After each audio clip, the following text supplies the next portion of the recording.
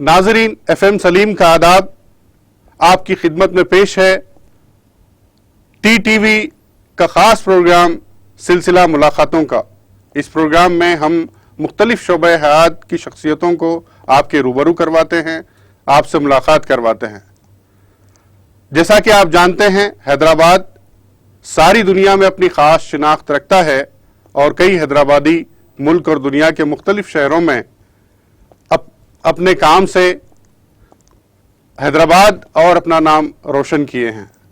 ऐसी ही शख्सियतों में से एक जनाब रफ़ीक जाफ़र साहब आज हमारे स्टूडियो में मौजूद हैं। वो शायर हैं, अदीब हैं, मुहक्किक हैं। मशहूर तो हैं पूना के शायर के नाम से, लेकिन उनकी पैदाइश हैदराबाद में हुई है और उन्होंने अपनी ज़िंदगी का खासा वक्त मुंबई में गुजारा है। उनकी 2 किताबें उर्दू अदब के 3 भाई और तंज़ो मिज़ाह के 3 सुतून काफ़ी मशहूर हुई हैं और मौसम सोच नगर का उनकी शायरी का मजमुआ है। आज हमारे स्टूडियो में मौजूद हैं। मैं जनाब रफ़ीक जाफ़र साहब का बहुत बहुत इस्तकबाल करता हूँ। अस्सलाम वालेकुम। रफ़ीक जाफ़र साहब, आज हमारे स्टूडियो में आप आए हैं, बहुत बहुत शुक्रिया आपका। और हम अपनी बातचीत की शुरुआत करते हैं।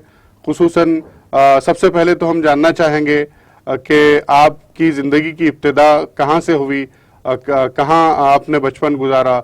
सफ़र तो सफ़र है, सफ़र ही सफ़र है, ये सच्चाई जीवन की हम बोलते हैं।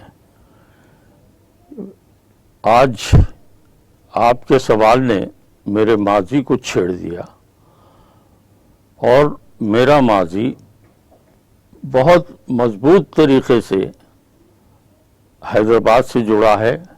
मेरी पैदाइश बोयनपल्ली पेंशन लाइन में हुई और मेरे आबा व अजदाद फौज में थे और मेरी पैदाइश आज़ादी के पहले यानी ग़ुलाम हिंदुस्तान में हुई और जब घुटनों के बल चलने लगा तो हिंदुस्तान आज़ाद हुआ। इब्तदाई तालीम सिकंदराबाद में ही हुई और वहाँ के माहौल का परवरदा हूँ, लेकिन ये एक अलग बात है कि मेरी ज़िंदगी बहुत कठिनाइयों से गुजरी और मैंने वालिद साहब के मरने के बाद खुद कमाना शुरू किया और मेरी बेवा माँ थी, जिनको था तो बहुत कुछ, जायदाद में भाइयों के बंटवारे में बढ़ गया या छिन गया या नाइंसाफ़ी हुई। उस तफसील में गए बगैर मैं सिर्फ माँ और बेटे की बात करता हूँ। हम दोनों अलग ज़िंदगी बसर करने लगे। मैं नगर नगर की खबरें घर घर पहुँचाया करता था। मेरा मतलब मैं अखबार वाला था, अखबार बेचा करता था। स्कूल जाने से पहले सुबह सुबह माँ उठा देती, वहाँ से मैं इधर आबिशाप आता, अखबार लेकर जाता और बेचता और रास्ते में बेचते हुए जाता। फिर चंद घर मखसूस थे, वहाँ अखबार तकसीम करता और घर आता और स्कूल जाता। तो इस तरह करते करते मैंने मैट्रिक का एग्ज़ाम पास किया और उसके बाद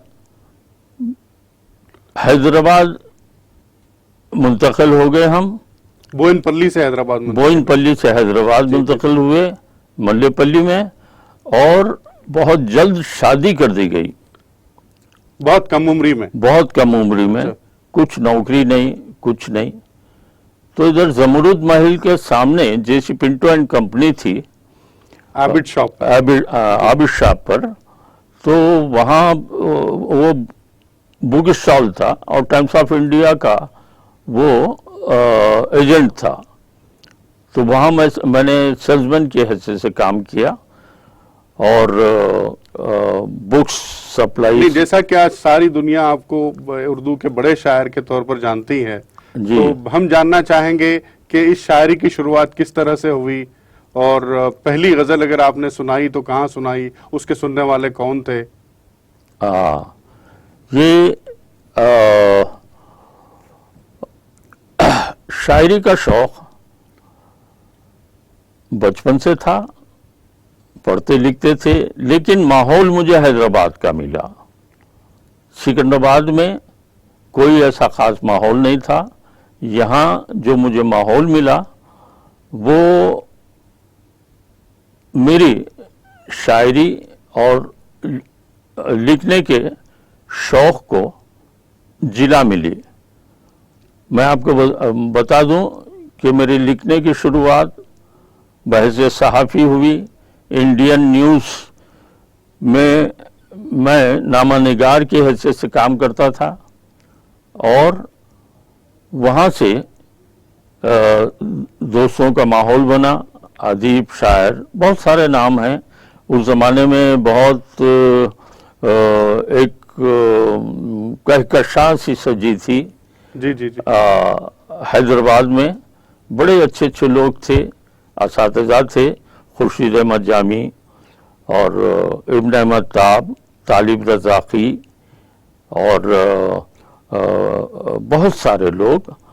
और उनमें कुछ जो हम नौजवानों का ग्रुप था, जैसे रऊफ़ खैर, रऊफ़ खलीश, हसन फ़रूख, क़यास मतीन, और इधर अफसाना निगारों में इवज़ सईद और इब्राहिम शफीक, इकराम जावेद, तो इन सब में मैं आता जाता था। और चूंकि मैं सहाफ़ी था, इसीलिए सब मुझसे मिलना पसंद करते थे। तो इस माहौल की देन है कि मैंने अफसाने भी लिखना शुरू कर दिए और शायरी भी शुरू कर दी। और सहाफ़ी तो मैं था ही। सियासत वालों ने पिज़िराई की। रहनुमा दक्कन में मेरी तख्लीक़ात छपने लगी, और इस तरह करते करते ऐसा हुआ कि मैं एक शायर अदीब कहलाने लगा। वो क्या मुहर्रिकात थे जो आप हैदराबाद छोड़ के आपको मुंबई जाना पड़ा, या वहाँ की दुनिया में आपने जो है किस्मत आज़माई? देखिए साहब, उर्दू की रोटी खाना बहुत मुश्किल है, और चूंकि मेरी ज़िंदगी बहुत ही मुश्किलात में गुजरी और सिर्फ मुझे उर्दू आती थी और कुछ नहीं आता था, तो परेशानी लाजमी है। अब शादी हो गई थी, एक आध बच्चा भी हो गया। अब यहाँ कोई ऐसी नौकरी नहीं थी जिससे मैं अपने बाल बच्चों को पाल सकता, अलग रख सकता। तो बम्बई का रुख करना पड़ा मुझे, और तब तक मेरे अफसाने बाहर के अखबारात में, रसायल में छपने लगे थे, और थोड़ी बहुत शोहरत हो गई थी। तो इस तरह मेरा बॉम्बे जाना हुआ। फिल्मी दुनिया के कुछ तजुर्बे हमको बताना चाहेंगे आप? किस तरह के तजुर्बात रहे वहाँ? फिल्म इंडस्ट्री एक ऐसी जगह है जहाँ से जहाँ पर कोई हारता है, कोई जीतता है, लेकिन जीतने वाला भी जीत कर फिल्म इंडस्ट्री छोड़ के जा नहीं सकता, वैसी जगह है। अब जहाँ तक मेरी बात है, तो मैं सीधा साधा हैदराबादी, और वहाँ पर झुक झुक के मिलना, सलाम करना, तो लोग वो अजीब आदमी है यार। यहाँ की और वहाँ की तहजीब में यकीनन काफी मुख्तलिफ।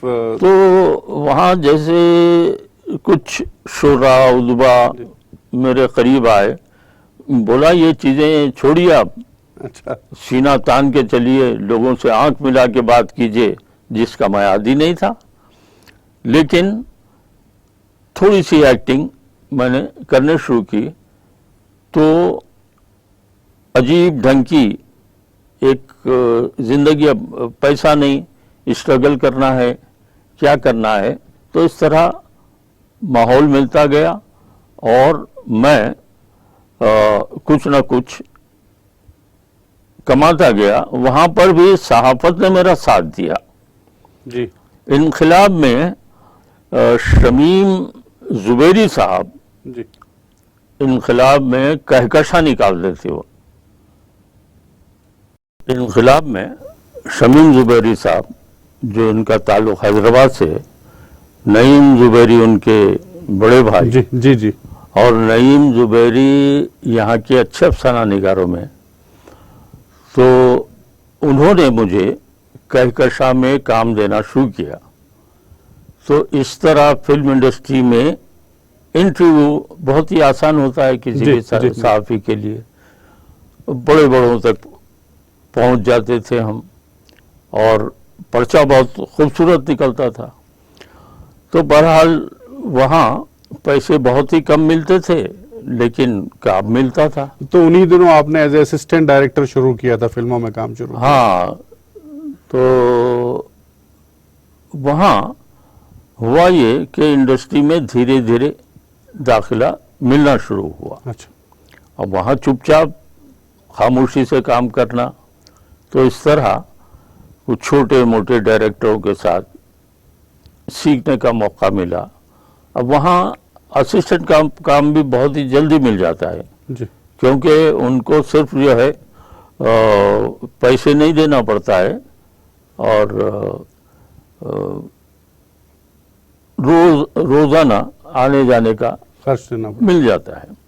तो इस पीरियड में हमारे हैदराबाद के मुश्ताक जलीली साहब, जो फसाहत जंग जलील साहब के छोटे बेटे थे, वहाँ पर एक फूल दो माली बड़ी बड़ी फिल्में उन्होंने लिखी। जी जी बिल्कुल।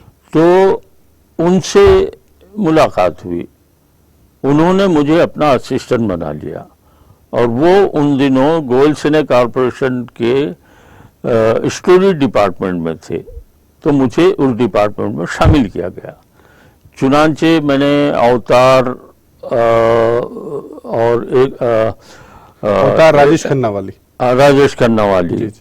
और एक महल और सपनों का धर्मेंद्र वाली, और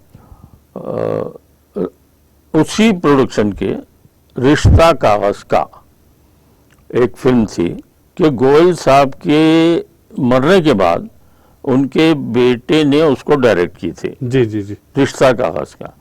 तो अजय गोयल ने मुझे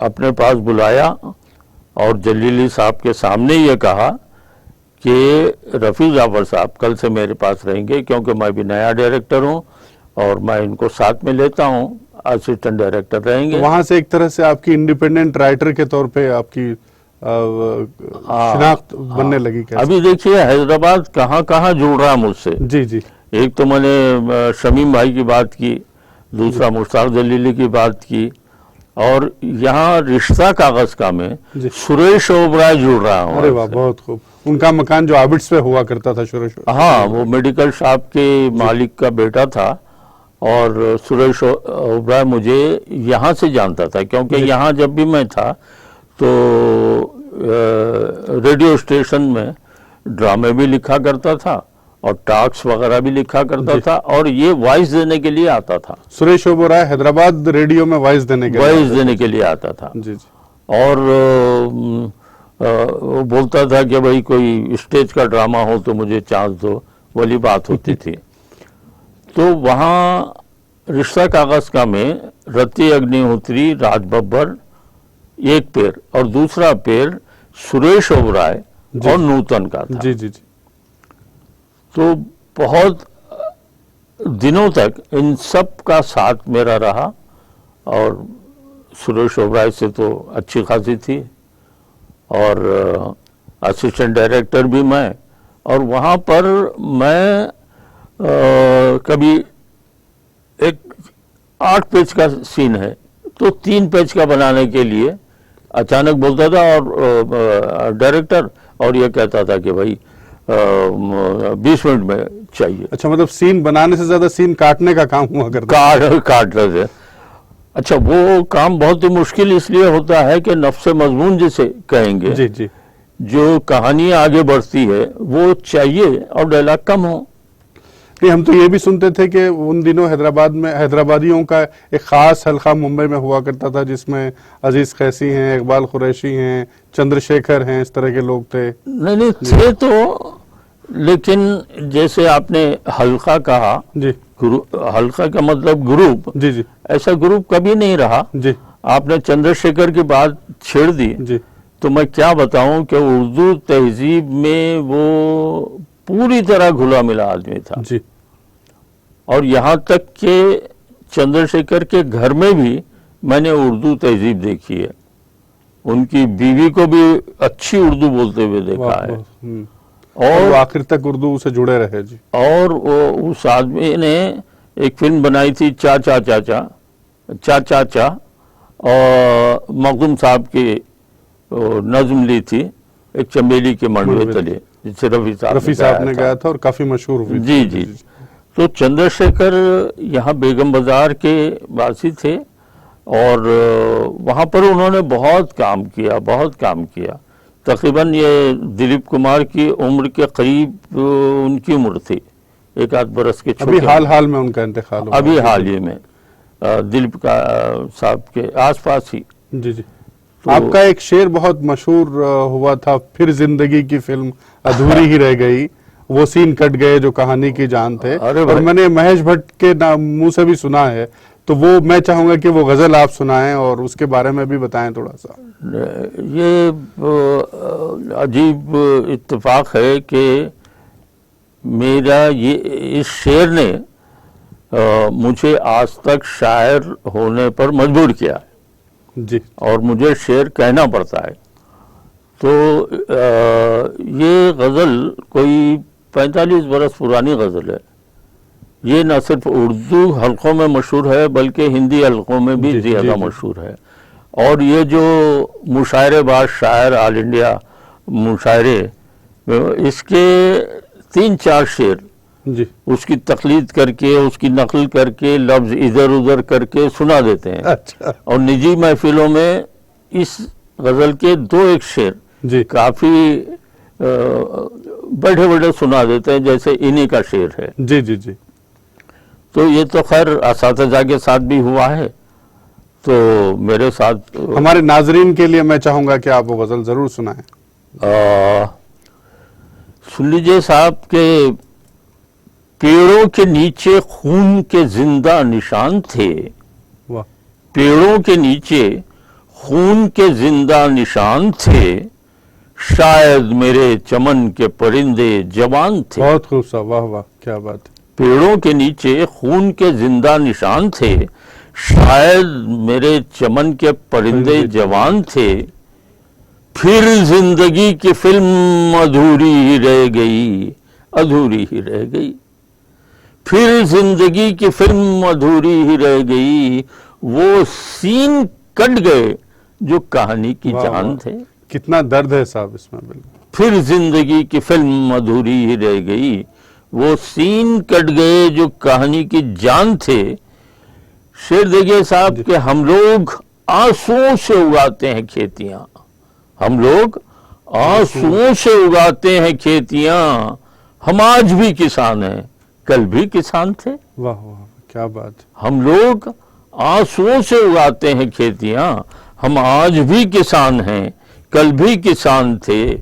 आवारगाने शहर ने देखा जो सुबह को, आवारगाने शहर ने देखा जो सुबह को, शबनम से चोट खाए हुए साहिबान थे। वाह वाह, क्या बात। आवारगाने शहर ने देखा जो सुबह को, शबनम से चोट खाए हुए साहिबान थे। सूरज निढाल हो के बुलंदी से गिर पड़ा। वाह, क्या क्या क्या बात। सूरज निढाल हो के बुलंदी से गिर पड़ा, पर्वत के आसपास हजारों मकान थे। वाह वाह वाह। पर्वत के आसपास हजारों मकान थे, क्योंकर कोई जमीन को झुक झुक के देखता, क्योंकर कोई जमीन को झुक झुक के देखता। महफिल में उनकी आज कई आसमान थे। वाह वाह, बहुत खूब साहब, बहुत खूब। महफिल में उनकी आज कई आसमान थे। जब दुश्मनों का काल पड़ा मेरे गांव में, जब दुश्मनों का काल पड़ा मेरे गांव में, मुझ पर मेरे रफीक बड़े मेहरबान थे। अरे वाह साहब, बहुत खूब। एक और वाकया जो है हम सुनते हैं आपके बारे में कि नूतन जो अदाकारा खास तौर पे उन दिनों की बात है ये, जब वो फिल्में कम कर रही थी जी। और हमने सुना है कि वो आपके लिए उन्होंने फिल्म की, तो उस थोड़ा वाकई के बारे में तफसील से बताएं। वो असिस्टेंट और असिस्टेंट डायरेक्टर, असिस्टेंट राइटर, इस सब से तंग आके मैंने ये सोचा कि इंडिपेंडेंट हुआ जाए जी। अब वहाँ स्ट्रगल करने के लिए भी गाड़ी घोड़ा चाहिए और साहब पैसा चाहिए, अब वो सब तो है ही नहीं, तो अब क्या करें। तो बहरहाल ये सहारा मिला रिश्ता कागज का। अच्छा जी जी। तो इसमें सलीम साहब हुआ ये कि मैं बेचारा लिखने के लिए बोलते तो मैं बाहर कुर्सी डालता या स्टूडियो में किसी फुटपाथ पे बैठ के लिखता करता। नूतन जी आते जाते देखती थी। अच्छा। तो ये शख्स इतना मेहनत करता है, उन्होंने कहा ऐसा आके खड़ी हो गई। अच्छा। बोले रफीक जी, बोले क्या जी, खड़ा हो गया मैं। तो बोले चलिए मेरे साथ, आज से आप जो है मेरे, जब भी मैं सेट पर रहूंगी आप मेरा मेकअप रूम यूज कर सकते हैं। अच्छा, राइटर ये है बहुत बड़ी बात है किसी राइटर के अब लिए। साहब वो सिलसिला शुरू हुआ। अब नूतन जी से अच्छी खासी बनने लगी। तो नूतन जी, मैं आपको बताऊं, मुख्तसर में अर्ज करूं, याददाश्त माशाल्लाह बहुत है। तो नूतन जी के करीब मैं, या वो मेरे करीब इसलिए आए कि वो शायरा थी। अच्छा। अंग्रेजी की शायरा थी, और जब भी नज्म होती जी। तो वो मुझे सुनाती। बहरहाल इस तरह उनके घर वर जाना आना हुआ, ये हुआ वो हुआ। तो मुझे एक प्रोड्यूसर मिला और उस प्रोड्यूसर ने राज किरण को और स्वप्ना को साइन किया हुआ था। जी जी। एक बड़ी एज की औरत का कैरेक्टर था, उसके लिए उसने कोई एक्स्ट्रा बूढ़ी को उतना बड़ा रोल देना चाहता था। उसके घर में बैठ के मैंने ये कहा कि भाई इसको कोई बड़ी मशहूर हीरोइन जो आज है ये, अरे कहाँ बजट बढ़ता है, ये है वो है। मैंने कहा देखिए, मैं गारंटी दे सकता हूँ, दो मशहूर अपने ज़माने की औरतों को मैं पटा सकता हूँ बम्बई ज़बान में। मैंने कहा, बोले कौन राजी कर सकते हैं हाँ, आप उनको? जी जी। माला सिन्हा और नूतन। जी जी। तो वो लोग हंसने लगे। और बात को मुख्तसर करते हुए अर्ज करूं कि हम लोग माला सिन्हा के पास पहुंचे तो माला सिन्हा ने यह कहा कि साहब मुझसे अलग से बुला के बात की कि मेरी बेटी एक आध फिल्म में आ रही है, वो स्वप्ना को निकाल कर जी। अगर मेरी बेटी को चांस देते हैं तो मैं अपने भी पैसे कम कर दूंगी। अच्छा। और उसको आप कन्वेंस मनी भी दिए तो चलेगा। जी जी जी। लेकिन वो बात नहीं बनी। हाँ, तो बहरहाल वहाँ बात नहीं बनी। जी। और फिर हम घर आए तो वो जो टेलीफोन का है ना, बटन दबाते ही आवाज गूंजती है। जी जी। मैंने नूतन जी को लगाया। अच्छा।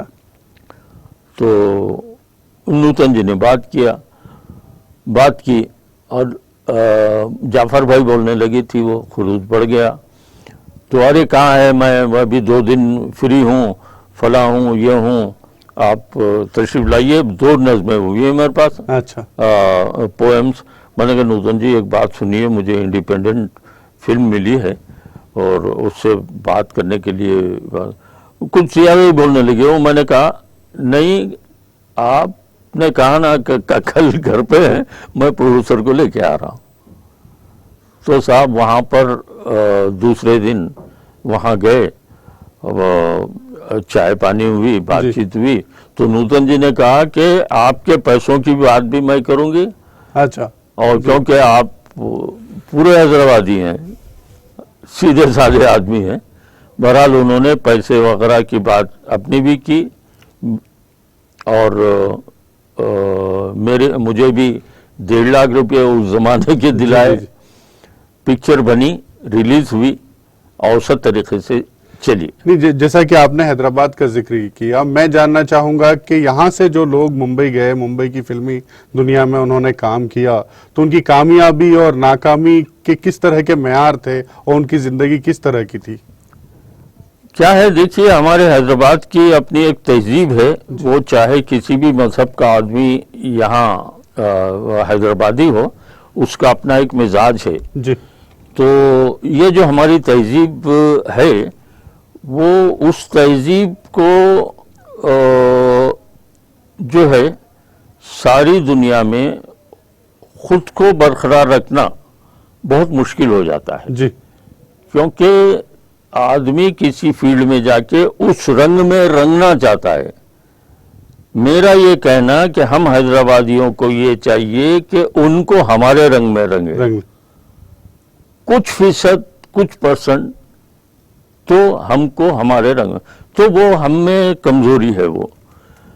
चुनांचे मैं आपको बताऊं कि जहाँ तक मेरी मालूमात है कि हैदराबाद का कोई आदमी, कोई राइटर वहाँ जाके जिसे कामयाबी कहेंगे वो कामयाब वो टिक पाए। जैसे चंद्रशेखर साहब जी जी। टिक गए, अजीज कैसी साहब टिक गए, और अजीज कैसी साहब ने बहुत अच्छा काम किया, मुश्ताक जलील साहब ने बहुत अच्छा काम किया, और बाकी एक्टर भी आए और कुछ स्ट्रगल भी किया। अजीत थे एक्टर। हाँ, अजीत साहब को मानना पड़ता है जी। अच्छा याद दिलाया आपने। उस आदमी ने, हालांकि थी तो उनकी फैमिली शाहजहांपुर यूपी की जी। लेकिन शायद वो यहीं पैदा हुए थे। तो और उनके वालिद वो भाई साहब वाहिद अली खान, मुझे याद है अच्छी तरह, ये अपने आबिद साहब पर जो पुलिस स्टेशन है ना, पुलिस स्टेशन के पास एक छोटी सी घड़ी साज की दुकान थी। अच्छा, वहाँ तो वो लगा के अपना गिलास लगा के वो काम करते थे। वाहिद अजीत भाई, के वालिद जी। अजीत के भाई। अच्छा जी। जी हाँ। तो कभी कभी अजीत साहब यहाँ आते ना, आवेश पर टहलते हुए उनकी दुकान पे भी आते थे। बहुत छोटी दुकान थी, बहुत अच्छी फैमिली। इन दिनों आप क्या कर रहे हैं, उस पर कुछ रोशनी डालिए। तो मैं आपको बताऊं, वो अजीत साहब की बीवी को, उनके बच्चों को कभी भी किसी ने किसी पार्टी में देखा ना किसी स्टडी में देखा। मैं तहजीब की बात कर रहा था। जी जी, हैदराबाद तहजीब की। उसीलिए मैंने जी, आपकी बात को करके होता। जी जी। ये कितनी बड़ी बहुत बात बड़ी है। बात है, बहुत बड़ी बात है जी। यानी हम लोग हैदराबादी जाने वाले, उन्होंने भी एक झलक अजीत की बीवी के नहीं देखे, फिल्म वाले नहीं देखे। तो मैं जानना चाहूंगा कि इन दिनों आप क्या कर रहे हैं? जी। ये इन दिनों देखिए साहब, मैं किताबों पे तबसरे भी करता हूँ, शायरी भी करता हूँ, और कवि सम्मेलनों में और मुशायरों में भी बुलाया जाता हूँ। लेकिन जहाँ भी बुलाया जाता हूँ, जैसे आपने मुझे इंटरव्यू के लिए बुलाया, तो मैं 1000 सवालात कर लेता हूँ। कुछ मुझे जमता है तो मैं वो करता हूँ। बात पैसों की नहीं होती है, बात एक मिजाज की होती है। मैं अगर अब उर्दू शायरी के जो मौजूदा दुनिया है जी, उसके हाल और उसके मुस्तकबिल के बारे में आपकी राय जानना चाहूं तो आप क्या बताएंगे? उर्दू की शायरी का हाल और मुस्तकबिल, सीधा सा सवाल है कि आपको क्या, मतलब किस तरह की राय रखते हैं आप? ये सवाल तो मेरे प्राइमरी के जमाने से ही सवाल ही बना हुआ है, आज भी ये सवाल बना हुआ है। लेकिन उर्दू एक ऐसी सख्तजान जबान है जी, जिसको मौत नहीं है, हर हाल में वो जिंदा रहेगी, वो जीना जानती है। अच्छा, बहुत खूब। हाँ। और उसकी जान है गजल। अच्छा। और गजल उर्दू की ऐसी एक सिनफ है जिसको मौत नहीं है। जी और एक बात मैं बताऊं कि इन दिनों मैं एक गुलबर्गा से हमारे एक दोस्त हैं चांद अकबर साहब, वो घूमता आईना ई पेपर निकालते हैं जी तो उसका मैं सरपरस्त हूँ, जी अच्छे सजेशंस देता हूँ और वो डेली मतलब निकलता है, ज़्यादा तवज्जो उस तरफ है और उसमें मैं किताबों पे तबसरा भी करता हूँ और महीने में 2 बार 1 तारीख और 30 तारीख को 1 तारीख और 15 तारीख को खुसूसी जारिया मेरा रहता है और अखबारात में रसाइल में। रफीक साहब, मैं सबसे जो है हमारे आप मुशायरों में काफ़ी शोहरत रखते हैं और ख़ास तौर पे गज़लें जो है आपकी बहुत पसंद की जाती हैं। मैं चाहूँगा कि हमारे नाजरीन के लिए आप 1-2 गज़लें ज़रूर सुनाएं जो आपकी पसंदीदा हों। वक्त तो बहुत हो चुका लेकिन फिर भी या चीदा चीदा शेर कुछ अगर सुना। नहीं, गज़ली रेल जब गांव से गुजरती है, जी, रेल जब गांव से गुजरती है तेरी तस्वीर क्यों उभरती है? वाह वाह, क्या बात है, क्या बात है, बहुत खूब। रेल जब गांव से गुजरती है तेरी तस्वीर क्यों उभरती है, आप ठहरे तो आपकी मर्जी। वाह, क्या बात, आप ठहरे आपकी मर्जी। तो आपकी मर्जी। वक्त की नब्ज कब ठहरती अरे है? वाह साहब, बहुत खूब। आप ठहरे तो आपकी मर्जी। वक्त की नब्ज कब ठहरती है, एक तमन्ना किसी को पाने की, एक तमन्ना किसी को पाने की, रोज जीती है रोज मरती है। बहुत खूब, बहुत बहुत खूबसूरत। एक तमन्ना किसी को पाने की, रोज जीती है रोज मरती है। जिंदगी को समेटिए साहब, समेटिए साहब, जिंदगी को समेटिए साहब, समेटिए साहब, जिंदगी हर कदम बिखरती है। जिंदगी को समेटिए साहब, जिंदगी हर कदम बिखरती है। जब भी होते हैं शहर में दंगे, जिंदगी जिंदगी से डरती है। बहुत खूब, बहुत खूब। रेल जब गांव से गुजरती है तेरी तस्वीर क्यों उभरती है। और जी जी, एक और छोटी गज़ल। छोटी बहर में और एक गजल मैं सुना देता हूं जी जी। कि आंख खुली और सपना टूटा। आंख खुली और सपना टूटा। आंख खुली और सपना टूटा, झूठ से मेरा रिश्ता टूटा। आंख खुली और सपना टूटा, झूठ से मेरा रिश्ता टूटा। बाहर बाहर एक सन्नाटा, बाहर बाहर एक सन्नाटा, मेरे अंदर शीशा टूटा। बाहर बाहर एक सन्नाटा, मेरे अंदर शीशा टूटा। वाह, जी। दिल से दिल को राह मिली थी, दिल टूटा तो रास्ता टूटा। वाह वाह वाह। दिल को दिल से राह मिली थी, दिल टूटा तो रास्ता टूटा। गैरों की बातों में आकर मुझसे मेरा अपना टूटा। मुझसे मेरा अपना टूटा। गैरों की बातों बहुत में हकीकत है आकर साहब इसमें, बहुत मुझसे मेरा अपना जी। टूटा। झूठ से जब भी रिश्ता जोड़ा, सच से मेरा नाता टूटा। क्या बात। झूठ से जब भी रिश्ता जोड़ा, सच से मेरा नाता टूटा। बिखर गया जब बाप का जीवन, उसका एक एक बच्चा टूटा। वाह वाह, बहुत खूब। बिखर गया जब बाप का जीवन, उसका एक एक बच्चा टूटा। सुनने वाले चले गए तो जाफर जी का किस्सा। क्या बात कही साहब आपने, बहुत खूब। बहुत बहुत शुक्रिया आपका। नाजरीन, ये थे जनाब रफीक जाफर साहब। आपने इनकी ज़िंदगी के बारे में, मुंबई की फिल्मी दुनिया के बारे में और बहुत सारी बातें हमने जानी। मैं आपका बहुत बहुत शुक्रिया अदा करता हूं। और नाजरीन, हम अगली बार फिर मिलेंगे, फिर एक शख्सियत के साथ। खुदा हाफिज।